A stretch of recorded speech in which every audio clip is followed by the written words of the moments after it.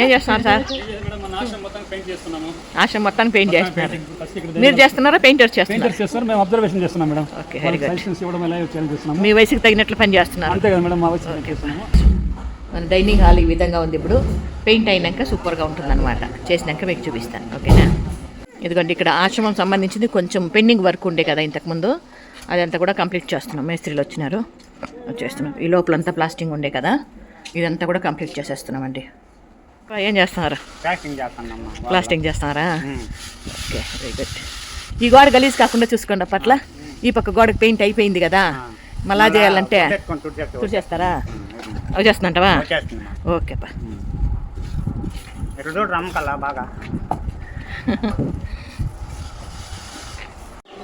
పద్మమ్మ, ఇది ఈ పూట మన చిన్ని వీడియో. ఏం చేయాలందరూ?